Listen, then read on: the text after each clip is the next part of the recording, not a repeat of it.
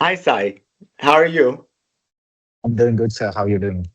I'm doing fantastic. It's good to see you. Thank you very much for giving me opportunity again to be on my podcast. Well, thank you for letting me speak with you.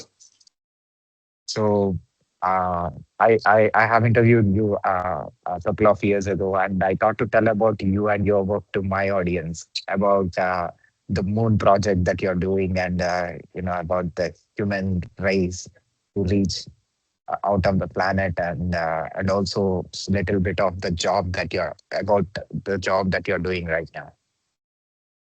I sure thing. I'd be happy to talk about it. Yeah, last time we talked, I was doing a personal project called Countdown to the Moon, where I was interviewing a person a day to the end of 2024.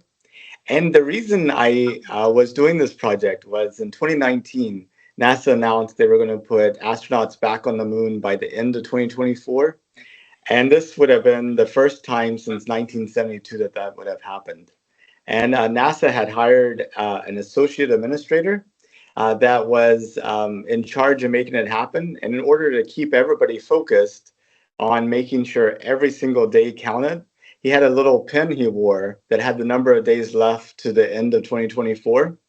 And he was going around NASA selecting a NASA hero of the day to highlight. And so I thought it'd be good to kind of capture people's thoughts on that. So I started my own project, and the slip, of course, 2024 has come and gone, and we still haven't landed on the moon. But I concluded my project at the end of 2024, and my very last interview was with that associate administrator who had inspired the project to begin with. So it was kind of very poetic that it went that way. Um, and I maybe you've seen some recent announcements about SpaceX shifting their focus from getting humans to Mars to developing a moon city, self-growing moon city.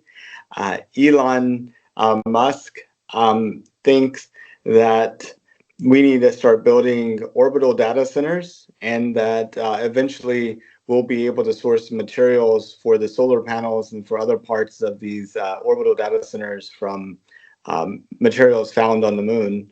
And so they're really focused on that. Of course, NASA is focused on the moon too. We're in 2022, I think that's when we talked, Artemis 1 had launched, which was our first mission in a sequence of missions to get back to the moon. We were just testing the rocket and the capsule and everything without anybody in it. This time, which may launch as early as the first week of March, we're sending four astronauts to go around the moon. That's going to be Artemis 2. And then Artemis 3, hopefully, is not too long after that, maybe a couple of years. We'll actually send some astronauts around the moon and actually have a couple of them land on the surface. And anyway, that's currently the project. I actually don't work on the Artemis project myself. I do work in the aerospace industry in flight operations, but I work on managing a different project. Um, but I'm really enthusiastic about our future in space. I have a organization that I run called the North Houston Space Society, and we try to educate and inspire people here in the Houston area about the great opportunities that space offers for us, both as a society and then also with the companies that have been developed in space and the individual professional and career opportunities that are also there. Happy to talk a little bit more about any of this. Let me know what you're interested in. So before that, to my new audience, can you please introduce yourself? Sure. So I'm Nathan Price. I'm president of the North Houston Space Society. I am a space enthusiast. I believe that humanity is meant to expand beyond the Earth, to go to the moon, to go to Mars, to go to other star systems, and that we are really uh, responsible for expanding life and intelligence and civilization throughout the universe. And that we should go and uh, do this, and that this is a better focus for our time and energy than fighting over a piece of land in the Europe or in the Middle East. Are is a better use of our time and energy than so many other things that we spend our time and energy on. Previously, I had worked in the software industry. I had worked for a company called Anaplan. We made planning software.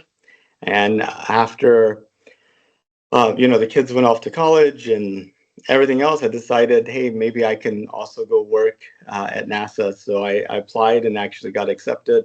And so I get to do that during the day. But I really can't talk much about my NASA work without getting official approval, which is um, unfortunate, but it's what it is. So you are the president and also you are space enthusiast and like as an observer, as a person who is interested into space and about the planet, where we are up to as humans. Yeah, it's really amazing. The same people that created rockets also created missiles, and you don't really reuse missiles. You launch them one time and throw them away. And so we've been doing the same thing with our rockets too. Uh, SpaceX has, and of course, the space shuttle was an attempt to have a largely reusable vehicle, but it turned out that all of the maintenance that we had to do with the space shuttle really uh, prevented us from realizing the economic benefits of being able to reuse the space shuttle.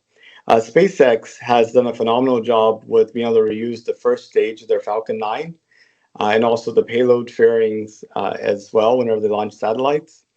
And they've been able to refly the same first stage, I think like 20, maybe even more times. Last year they did over 100 launches, SpaceX. Of course, the second stage still gets thrown away, but they're working on a 100% reusable vehicle called Starship, which is going to be the most powerful rocket ever launched. But it's also going to be the cheapest to operate because no part of the vehicle will have to be rebuilt. And they're trying to make it so that all you have to do is land it, refuel it, relaunch it, just like you would an airplane. And this is going to greatly change the economics of us accessing space. The other thing is, with all of the AI infrastructure that's been built, there is a high demand for energy right now, electricity. And these data centers are having trouble getting access to the electricity that they need. In space, depending upon your orbit, you have 24/7 access to the sun. It's more efficient because you have direct exposure to the sun's rays. It doesn't go through an atmosphere. Also, you don't have the day-night cycle that you have here on Earth. So SpaceX has thousands of Starlink satellites that they operate. They're all solar powered, which provide high speed internet access on the Earth. There's a little bit of computing inside of those satellites, to manage the communications aspect. So that's given them some experience and some confidence. And so they think they could scale that up and actually have the AI processing in these satellites and then get essentially free access to solar power. And Elon was saying in a recent podcast just last week that he thinks within the next 36 months, the next 3 years, that it's going to be cheaper to do AI computing in space than it will be here on Earth because of how cheap it will be to launch, how they've been able to standardize these data centers, and then how costly it is to get access to electricity down here on Earth at the volume and scale at the places that they need for these data centers. So he kind of projected this out a little bit further, and the moon has the materials that we need to make solar panels and to make the bigger parts of the satellites. The chips you probably would still make here on Earth for a long time and then just send them to the moon. But then you can launch these satellites off of the moon without using rockets, just by having a system that accelerated it fast enough so that it could get in orbit. Um, and that may, I mean, you might be in a situation where they're launching, a new satellite every minute from the surface of the moon. And at some point, and it's kind of an interesting thought. So if you look at the sun, it's emitting electricity. I'm not electricity. It's emitting power and energy in every single direction. And the Earth is a little bitty dot. And if you look at how much of that sun's energy falls on the dot that represents the Earth, it's like one out of uh, 2 billion. So there's like 2 billion times more energy that the sun's producing than we're even using here on Earth. And that's like for all the plants and weather and, all the, everything. So there's really almost an infinite amount of energy still left from the sun that we could tap by putting satellites in orbit around the sun. So that's kind of exciting thing. So I have actually put this question in my mind, and I'm waiting to ask you from long time. Since I've been interviewing CEOs of different technology companies and technology experts, but you're the right person who is into space and who is interested, who is working on space technology. When we spoke last time, when we had conversation, um, from then till now, the artificial intelligence, the advancement of it has been widely increased, and humans are completely, I mean, comparatively from that time to this time, we are dependent. Yeah, that is doing artificial intelligence doing a lot of work for human today, right? It Hmm. automated a lot of human work. So how humans are going to use artificial intelligence, as Elon Musk said, for the space projects, like how it is going to be efficient and how that kind of a technology is going to help humanity to explore more in the space. Yeah, I think it's like what you said about how we're using AI as a tool and is automating a lot of things and is allowing one person to do the work of thousands, type of situation. Um, so this requires a lot of data center processing. You have to have every time that you put in a query into ChatGPT, you need a whole bunch of processing behind that to produce the results. But in addition to that, the thing that you're interacting with is a model that has been trained by even bigger processors with lots of data over time. And so the thought is that you'll be able to do that processing in space using the solar power instead of having to do it here on Earth, hooked up to like the electrical grid. Um, and from a perspective of you and I, that processing that's done in space versus here on Earth, we won't really see a difference. It'll just be cheaper to run the computers than to run the computers down here. Um, but I guess more about how could we use AI to explore space. Some of these problems that we're getting AI to solve are engineering problems. What's the optimal design for your moon base to um, have the require the least energy and provide the most comfort to the people inside, and also that it be the most resilient in terms of if there's uh, some issue on the moon. How do you grow enough food for people? And some thoughts are you don't actually grow the food on the moon itself. Instead, you grow it in like orbiting satellites where you can have continuous access to the sun. Because I mean, the moon. One thing about it is it only spins around a full circle every 28 days. So you have 14 days of sunlight, but then that's followed by 14 days of night. So it's not the most conducive, best place to use like solar power, and you have some very difficult thermal issues because when you're facing the sun, you're heating up and it's extremely hot on that side. But whenever you're facing away from the sun, it's getting extremely cold. And so like the difference between these, I think, is like 100 degrees Celsius on the sun facing side and like negative 200 on the facing away from the sun. So that's not exactly a good thermal range to work in.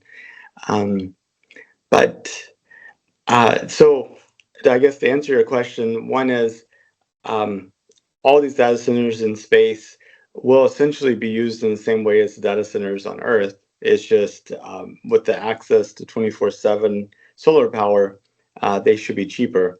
And then two, um, AI is going to help us run through a whole bunch of different design for different engineering questions um, at a scale that is just really difficult to do with people. So I think those are the ways that's going to help us. I think not not I think actually the truth is space exploration helps a lot of almost all the industries on the planet today. Any because you are trying to find something that is unknown, um, right? You are just curious. You want to know what is there outside the planet, right? With that curiosity, you are actually developing a technology or an instrument or a device or service that will make us to reach place where we can't reach as a human beings with our human body, right? So we are sending something that we created to miles away, and we are trying to get that information. We today we as human beings are so proud and achieved so much in exploring space that is almost impossible, and we are already much ahead. And now in last 20 years, technology has been advanced so much that can you tell us like when we can able to see or know more more information about space? Can be moon or Mars or other planets or uh, other part of the uh, like galaxy. Well, we're constantly finding out new stuff about space every day. We have rovers on Mars that are exploring the surface there, orbiters around Mars. We have probes throughout the solar system, around Saturn and Jupiter, around the sun.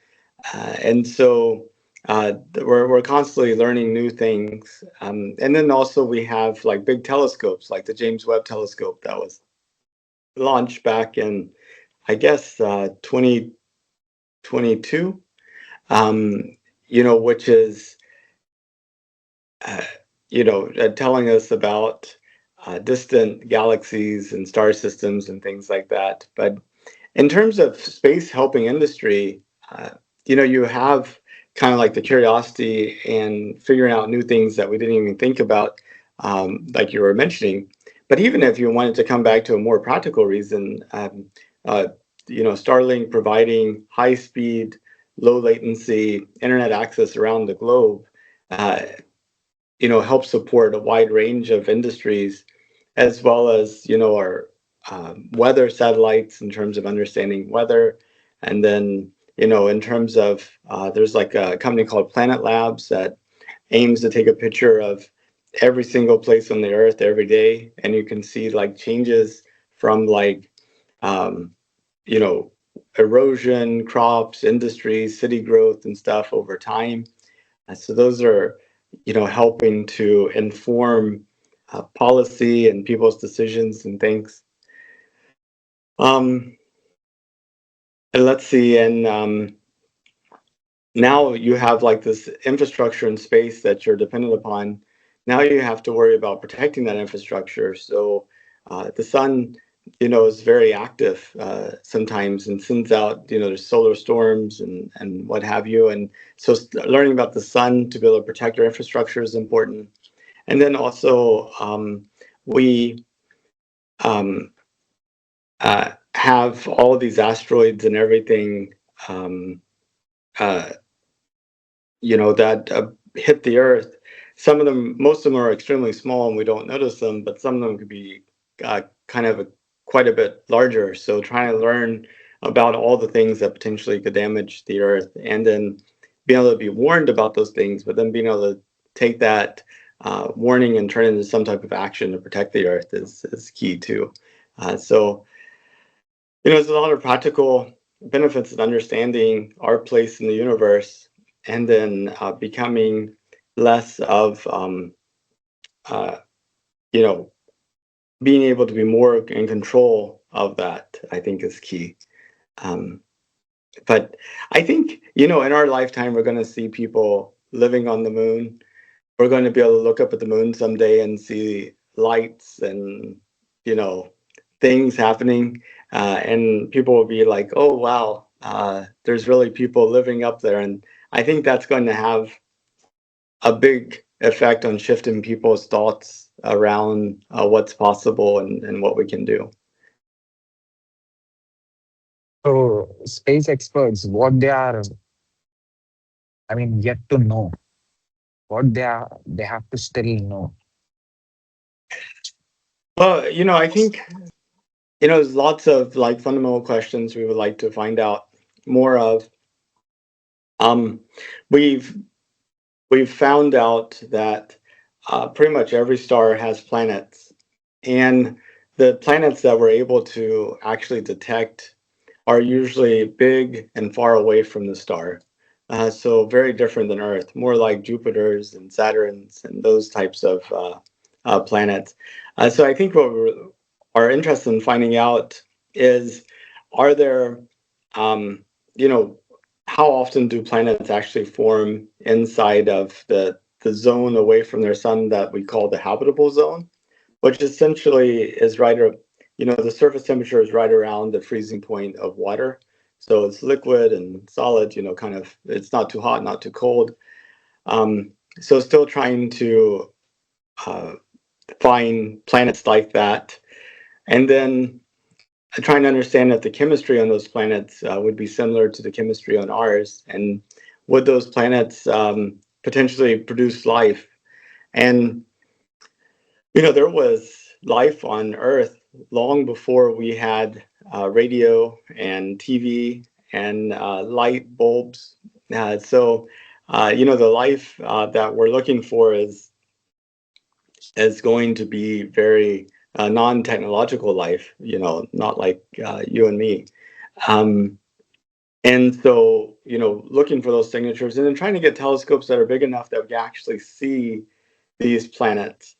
I think those are some exciting areas that we want to find out. Then the other thing is there intelligent life someplace else in the universe? I think, and can we interact with that life in any meaningful way? Um, do we have to be scared of that life? Or are these like conquering aliens that are going to come and take over the earth? That type of thing. Always a fun thing. Um, and then just understanding our sun a lot better in terms of what causes these solar storms. Are they predictable? Is there anything that we can do to shield the Earth? If the Earth is in the way of one of these solar storms. Um, I think understanding like the composition of the moon and what materials are there that we can actually use. Um, so lots of things. But I think the most interesting thing that we'll discover is things we didn't even think of. As we have more humans that are living their lives in very different ways than we do here on Earth, with different amounts of gravity and different amounts of air pressure and different day-night cycles and different vantage point in the solar system. um, I've got to think that that's going to also cause them to think differently. And they might have a lot of different ideas that will seem obvious once we have people living in those conditions that are just kind of invisible to us now. So I think that's going to be exciting. So I think the real thing that we have to look forward to is things we can't even imagine. So Elon Musk said that if we think if there is other species in other part of the planet, other parts of the universe, or if there are no species other than us, both both the two way of thinking is, scary. Are we alone on this the in the silent universe, or if there are other species, like what how our relationship is going to be with them, if there are. So both are scary. So this exploration that we as human being doing, comparatively, this generation is witnessing or seeing more about space, what is happening in the space. And NASA, the space companies are telling, giving us more information uh, um, about, they have found a new planet with water, and they have found a different thing in the universe, and regularly we are able to see uh, new things getting from the space companies, telling us new things that we don't even know that exists.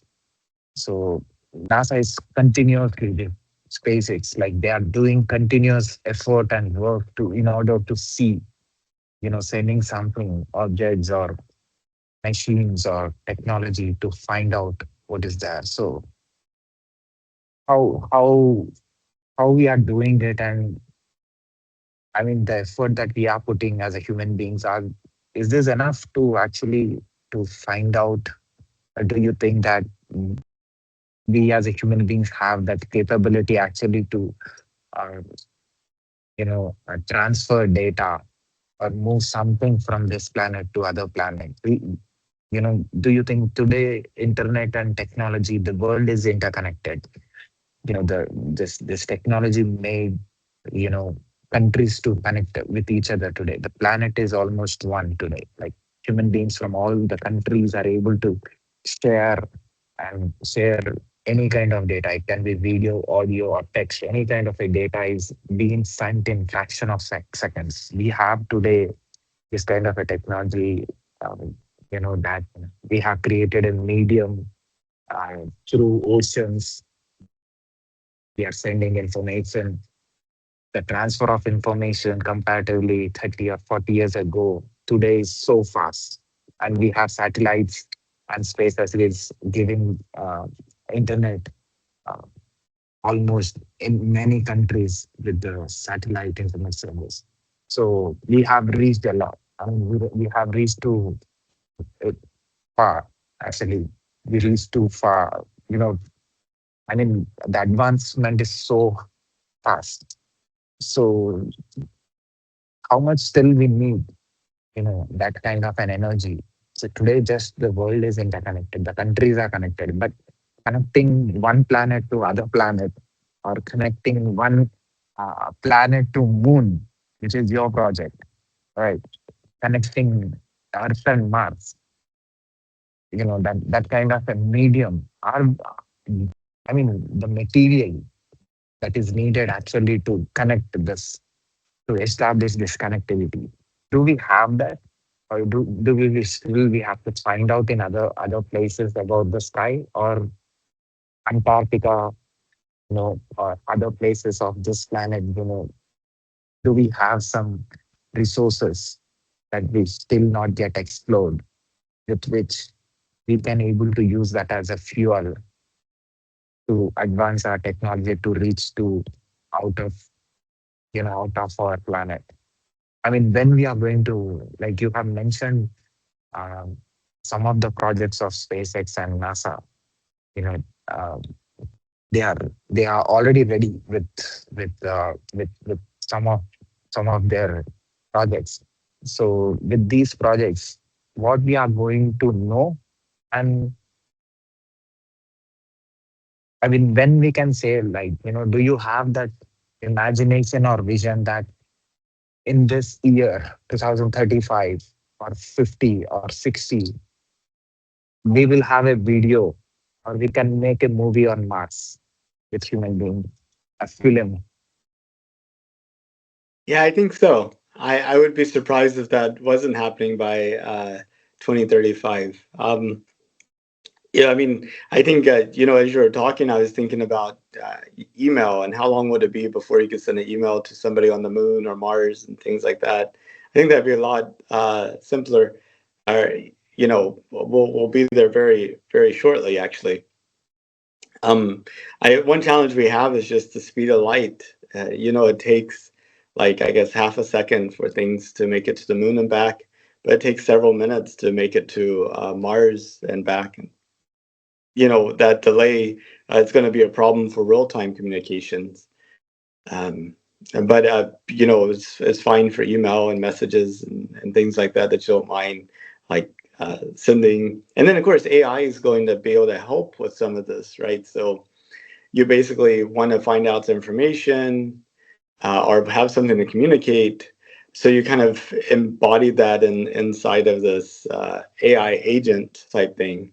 And you send the AI agent there, and then the person's able to interact with it. So, sometimes, you're thinking through conversations, like maybe somebody is saying their computer doesn't work, right? And you're like, well, does it have power? Did you, is all the wires connected? Did you press the on button? Did you type in your password? So there's lots of reasons that your computer may not be working. And so you're talking to the support person and they're talking to you real time. So based upon your questions and the answers, they're going down various paths. And then eventually they're like, you need to press this special key combination to do what you need to do. And so that conversation interaction may take a long time over the course of talking to somebody over Mars real time. But you could take all that logic, put it into AI, send the AI there, and then the person on Mars can just talk to that real time, and it kind of navigates through to the right path in terms of the logic. So um, I think that'd be kind of exciting. But I think we will have films of people on Mars in the next few decades. I think once. I mean, there's a lot of focus right now on the moon. There's a lot of challenges in terms of the economics, the opportunities, and those types of things. We have China that's really interested in making it to the moon. We have the US really interested in trying to beat them back. And we have multiple private companies that are working on the technologies to do it in the US. So I think, you just need to find that thing. It's like there's a lot of AI research that was being done, and people really weren't paying attention to it. Like OpenAI AI had lots of AI projects, but then whenever they created, ChatGPT, and suddenly you're able to talk to it, and people are like getting reasonable answers back and having conversations, it really started taking off. Everybody started paying attention. They're like, oh my gosh, we have to create our own things like this, create an arms race. And I think you're going to have something like that with the moon as well, where it's difficult to predict right now what that sort of killer app is going to be that makes people say, oh, we've got to hurry up and invest in the moon. But I think there'll be something. We're going to discover maybe some material that's available on the moon that's rare here or not even able to get here. We're going to figure out, you know, I mean, I think it's a little difficult to predict, but I think there will be. I think whenever we have a conversation like this 10 years from now, we'll look back at this video and laugh at how limited our imagination was, and we'll be like, "Wow, how do we not envision, all of this happening?" type of thing. No, you mentioned 15 years after this conversation. What we are going to see after 15 years? I mean, I Do think you, do you'll you have. have I think you'll do have you point have to point Earth travel for sure, using like a starship. So you'd be able to go from India to the US in like 30 minutes. I think people going to space and space hotels will be a thing. I think people going to the moon will be a common occurrence. I think we'll be mining and growing food in space. I think we'll have orbital data centers. I mean, I just think, um, just the amount. I mean, it'd be like the internet in the late 90s. At one point it's just email and transferring files and stuff. And next thing you know, you have all these services that you couldn't imagine, like Facebook and um, what else? All these e-commerce applications and everything. I think the thing that's really going to unlock that is a cheap access to space, and I think we have multiple paths that are being pursued to make that happen. That it seems really likely that we will have cheap access to space, and then on the other end of that, um, it is really difficult to imagine. It's just, I mean, anything that we imagine now is, I mean, is just going to seem so small compared to what we're going to see. Now, the next 10, 15 years, I think it'd be very transformative. I think in, 2036, we'll look back and be amazed at how much has, I mean, just think about how much has changed since 2016. You know, it's, and I mean, just in terms of like the internet and the world and stuff. But yeah, I don't want I think the best prediction I could say is we'll all be amazed. Hopefully in a good way. That's my hope, that we're amazed in a good way, not going, oh my gosh, how do we mess up so bad? So different space experts observing the space and the information till we got uh, with a lot of research and development. Um, they are assuming and giving information that telling something is in the space, and everyone has their own observation. And, and especially space experts, when we see when they are talking about space, what is believable for you? Like what might be there out of our what, because you are into space study or space observation from long time, and you are observing stuff. Yeah, I mean, I think the short range, next year or two, there's a couple of predictions that I think would be fairly straightforward to say. One is Artemis 2 will definitely launch, sending astronauts around the moon. So that would be the first time since 1972. Two, um, I think you'll see Starship be successful, and we'll actually see a fully reuse cycle of Starship. So they'll recapture the first stage, capture the second stage, they'll reuse and relaunch them all, and I think that'd be very transformative. We have a number of companies that are developing commercial space stations. And I think in the next year and a half, 2 years, you'll see at least one or two, maybe even three of them in orbit around the Earth. So that's kind of exciting. And I think you'll see orbital data centers. So I think you'll see SpaceX scale up their Starlink satellites to actually run GPUs. And I think you'll start seeing that. The numbers, and then also I think you're going to have the Optimus robot and these humanoid robots. So you may have a lot more human-looking things on the moon and on Mars long before you have humans. The good thing about the robot is you don't have to worry about food or about air and water, and it can handle the harsh environments. So it's kind of funny thinking about a universe filled with humanoid robots but no humans. It's actually a little depressing. But I think. Uh, I think those are probably what you're going to see over the next year or two. And then in the next 5 years, you're definitely going to see multiple human landings on the moon. Um, and we'll see. We'll see what it all pans out to be.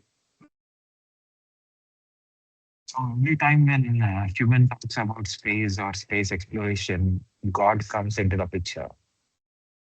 Then, so do you think that from thousands of years, humans are praising God and thinking that there is very high energy above us? You know, we as human beings, do we connect this with this? The imagination, that's the practicality that we are seeing, with the objects that we are sending to the space. The imagination is God, and the reality is what we are sending and seeing with our naked eye. Yeah, God's an interesting subject for sure. Uh, a lot of people look at the things that we discover in the universe, and the, their inclination is to go, wow, look at what wonderful things that God has created, which I think is, kind of a neat thing. It's a good thing to kind of look at this universe as being a thing filled with wonder, and the approach of wonder and awe and amazement, and curiosity and the desire to know more. Um, I think one challenge with uh, the concept of God is that it's been used in so many different ways and for so many different purposes. I think a lot of times we use it to fill in our ignorance. Like if we don't understand what's going on, then it must be some supernatural force that's causing it to happen. Uh, and I think that could be kind of dangerous, though. I think largely the universe doesn't really take notice of us as individuals. I think the universe has some um, pretty hard and definite rules. And if you try to go against those rules, then you're going to run into problems. If you understand those rules, then uh, you're able to make progress and advancement. Uh, I think also from a cultural standpoint, um, you see groups of humans kind of center around this concept of the nature of the universe and God and stuff. And those humans then attack anybody else that has a different view. And they're like, we're superior because we know the truth. And you see this in many different groups around the world. And I think that's a negative right there. I think it's we need to be able to approach the world with confidence and a belief that we know uh, what we know. But at the same token, we should also have a lot of humility to realize that the universe is so big and our understanding of it is so small that other people who have different viewpoints on the fundamental nature of the universe, aren't we shouldn't see them as threats to ourselves, or voices that need to be silenced, but we should kind of approach them with curiosity and with hope that they're seeing something that we're missing, and that maybe we can become even more aware of the nature of the universe by trying to understand their viewpoints, and to understand, did they get their viewpoints from like reasoning and from data and from observation and by testing them, or did they get their viewpoints just simply because of where they grew up, and what families they were in and things like that, and they're not exactly processing, that their viewpoints aren't a result of some type of thinking or processing, but it's just a result of just repeating without thinking. Um, and I think we should always think about that ourselves. Are we just, are the viewpoints that we have just because of what we were taught and what's expected and what's around us? Or are they our viewpoints because they actually make sense to us? And I think when things don't make sense to us, then that's actually a good time to kind of go and reflect and reevaluate. Um, and I think we should be okay with people having completely different viewpoints. about the nature of the universe, and we should treat each other with a lot of respect and humility and curiosity. Um, and we should feel hopeful that together we can figure out a way to figure out a way uh, to figure out more, if that makes sense. Oh, I think you're on mute still. So God is the creator of this creation that we humans believe. And every creation has a creator. That's what my mother used to say. Every creation has a creator, must be creator. So this space experts, the space companies, astronauts, special astronauts, who wants to move from this land and go about the planet. So all these people, what kind of a thinking or understanding makes them push themselves forward? What is their motivation to look above and think and imagine or vision? I mean, do they believe that do they believe strongly that there is something deep inside the space? Like, what is that? The, you know the space. In fact, space companies are when they explore something or when they tell us something, we believe that there is beyond something beyond our uh, limited information or limited life that we are living. So every time the space exploration tells us that we are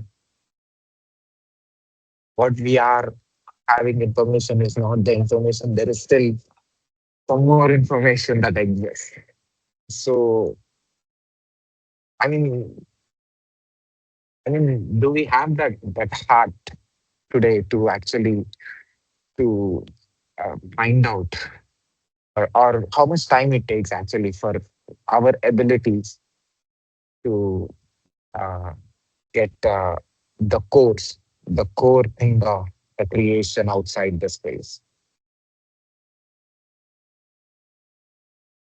Well, I I think those are some difficult questions to answer. I think one question you touched on was the motivation of the people that are exploring space. Like the space agencies around the world, the scientists and engineers, people like Elon Musk, Peter Beck from like Rocket Labs, which is, that's an interesting person. I think you might be uh, worth looking into. I mean, Peter Beck is from New Zealand, and he created a rocket company that actually launched and put things in orbit. And his company was the second company after SpaceX, the private company to put something in orbit. And it's just amazing to see that come from New Zealand, which, I don't think of as being a big place, but it goes to show you that it's about having really inspired and motivated and capable people that are allowed to sort of get the resources that they need to fulfill their visions to do things. And you don't need to be in the US or in Europe or in China. You could be any place and develop. Some places have more challenges. Some places have more opportunities and more support. But at the end of the day, it's going to be that person that breaks through. But okay, talking about like Elon Musk, Peter Beck, Jeff Bezos, I've not really heard them talk about religion or spirituality, and everything that I hear from them. Um, I don't think God or religion is a big motivator for them. I think for them, they see themselves as wanting to create a place in history for themselves. So just like for a long, long time, a lot of people here looked back at Christopher Columbus as being the person that discovered North America from Europe, and Even now, we have Columbus Day that we celebrate in the U.S. Of course, the nature of that celebration has changed over time, and our views about it have changed over time. But I think more than religion are trying to find out, um, uh, the true nature of the universe. I think their motivations are probably more about trying to uh, earn a place in the historical telling of humanity. Yeah, if Elon Musk, for example, is able to get people living on Mars, then um, you know. Oh, are you still there? Oh, it looks like it froze for a little bit. Um, if Yeah, you're yeah, able, I'm here. okay, Yeah, awesome. If they're able to like create a colony on Mars, then the history of that colony is going to be, oh, Elon was able to create all these rockets and get us here, and so I think that may be part of his motivation and stuff. But um, Sai, I do have to get ready and go to work. So, sure, Nathan. And do you have any message to the planet who are watching this from anywhere in the world? oh, say that again. Do you have a message to the planet, uh, the humans who are listening this from anywhere in the world? Sure. Don't stop where you are. Keep going. And have you seen any videos of mine on YouTube, and what's your observation about it? I haven't actually. I need to take a look. Um, I try not to watch YouTube that much, but sometimes it captures your attention, and then you're watching this video and then that video and that video, and other times you're like, oh my gosh, I can't even look. But I would love to see some of your videos. I have to take a look. So, yeah, can I have one more minute to, because this feedback of yours, it is important to me. Okay. Yeah, yeah. So, I'm interviewing experts from all around the world. More than 100 countries experts I have interviewed, and 860 plus interviews I have done. They are from different parts of the planet, and are working in different industries, and who are working in different roles. And I'm interviewing company owners, CEOs, and CTOs, directors, vice presidents from different parts of the world, like to understand the diversity, to understand the globe, not just sticking to one country or one part of the world. So I have collected a lot of information in last 5 to 6 years with this project, and try to understand the way human thinks in different parts of the world. And so I'm professionally a technologist. Understanding the connectivity between devices made me to connect with different humans in different parts of the world.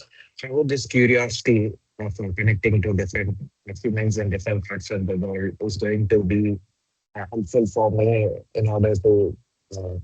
uh, in order to get this information and understand that for my career, because you are into space study, you're a curious person by nature. So I'm curious person, trying to explore human minds in different parts, how this is going to contribute to my experience. And uh, I'm doing something because I wanted this project to be the historical record of humanity. That, if some other species coming from other planet, if some asteroid hits our Earth and everything is vanished, and in some data center, in some server, my videos and this conversation is protected and saved. And if those species are trying to encrypt this conversation and trying to understand, so different faces, different language speaking people from different world parts of the world. So uh, I wanted to not just use this project for my personal development. I wanted this to be a photograph, or a record for the upcoming generation. And because this is something that very I never seen anyone doing this. I mean, as actively as I can. You can check my channel. I'm connecting to completely remote areas and trying to put those people. No one knows no one actually, the people that I'm interviewing. So I'm creating an excitement that there are other species or other human beings who are thinking in this way in other part of the world. So I'm using the advanced technology that we have today in order to uh, tell the world that there is still other, that we are not alone. We have other human beings who are thinking like this in other part of the world. So Hmm. this is something that I am curious about, like how space experts are curious about out of the planet. So how this is going to be helpful for me in my career? How this is going to be helpful for me? Oh, how what will be helpful for you? Yeah, this conversations with different humans from different parts of the world. Well, I mean, I think it's got to be helpful in terms of understanding the broad perspective. Um, how, and also maybe uh, I think a lot of people's perspective are shaped by their individual experiences and by predominant themes in their culture and society and things like that. Uh, I would expect for your conversations with these people to kind of maybe reinforce that viewpoint that a lot of the reasons people have the views they do is just simply with the experiences they have, the culture they grew up in, and the people they talked to. Um, so I think one of the big benefits for you could possibly be to look at your own views and to maybe think, why do I have this view? Is this really my view, or is this the view that I've been sort of inherited from my society? And hopefully, that observation would allow you to have a little bit more freedom to go and formulate views that were even more effective than the ones that maybe you started with. So I would think that that would probably be the best outcome. Your freedom. Like, can you share your online presence to my audience so that they can follow and they can see what you're sharing and they can learn from you? Well, with my countdown to the moon project concluded, which you can see all the interviews that we have, even the one that you and I had at countdowntothemoon.org. And then, we have the North Houston Space Society of northhoustonspace.org. And then on most platforms, I'm there as Gadget Nate, Gadget, GADGETNATE. So like X and Facebook and LinkedIn and stuff. But honestly, I've been trying to stay away from posting much anything right now. I just feel like everybody is like talking all at once, and I don't want to add my voice to it. I'm just trying to figure out what's going on. So I'm uh, I I guess I don't see much value into adding um, more noise out there myself. So there's not much to follow at the moment. Um, can I put this conversation in the internet with your permission? Yes, just as long as you keep it as a personal, conversation. It's like I'm talking personally for myself. You can also, put that I'm talking as the president of the North Houston Space Yeah. Society. But uh, it would not work for me if you put it as me talking for the place where I work for, since I can't speak Sure. for them. Sure. Thank you, Nathan, again for your valuable time. And I'm sure your words and your explanation and your observation in this conversation or your answers will enlighten or make people think And definitely, I believe that you have added a lot of value to the listeners and to their knowledge with this conversation. Well, thank you, Sai. It's good to connect with you, and maybe after we have astronauts walking on the moon, we should talk again. Definitely, sir. Definitely. Thank you very much again for your valuable time. Absolutely. You have a good rest of your day. Good night, I guess, since it's late there. Thank you, sir. Take care. Bye. Bye.